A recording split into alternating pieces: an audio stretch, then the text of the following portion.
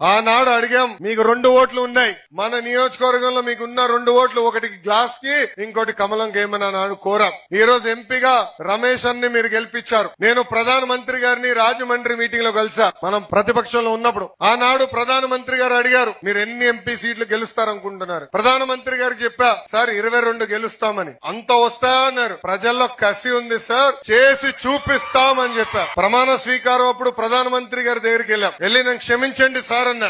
ఎందుకు రా అన్నాడు. 22 గెలిపిస్తా ఉన్నాను సార్, 21 వచ్చింది సార్ అన్నా. ఒకటి తక్కువ పడింది సార్ మాకని గట్టిగా వెనకాల తట్టి ముందలకెళ్ళు రాష్ట్రాన్ని మనం కలిసికట్టుగా అభివృద్ధి చేద్దామని హామీ ఇచ్చారు ప్రధానమంత్రి నరేంద్ర మోడీ గారు. ఈ రోజు రాష్ట్రం ముందలకెళ్తుందంటే కేంద్ర ప్రభుత్వం సహకారం ఉంది. గత ప్రభుత్వం మొత్తం అప్పులు చేసి పంపించారు. జీతాలు ఇచ్చడానికి ఇబ్బంది పడే పరిస్థితి, సంక్షేమ కార్యక్రమాలు చేసడానికి ఇబ్బంది పడే పరిస్థితి. కానీ కేంద్రంలో ఉన్న నరేంద్ర మోడీ గారి సహకారంతో ఈ రోజు మన రాష్ట్రం ముందలకెళ్తుంది. దక్షిణ భారతదేశంలోనే ఎక్కడ లేని విధంగా మనకి ప్రాజెక్టులు ఇచ్చారు, అభివృద్ధి కార్యక్రమాలు చేస్తున్నారు. ప్రజలందరూ తెలుస్తున్నా 5 సంవత్సరాలు ఓపిక పట్టండి, మన ప్రాంత రూపురేఖలు మార్చే బాధ్యత ఎన్డీఏ ప్రభుత్వం తీసుకుంటుంది. ఇంకా తెలుగుదేశం, జనసేన, భారతీయ జనతా పార్టీ కార్యకర్తలందరినీ కోరేది ఒకటే, కలిసికట్టుగా పోరాడాలి, కసితో పనిచేయాలి. అధికారంలోకి వచ్చామని అజం ఉండకూడదు. 10 కాదు 100 మెట్లు తగ్గి ప్రజల కోసం అహర్నిశలు కష్టపడాలి,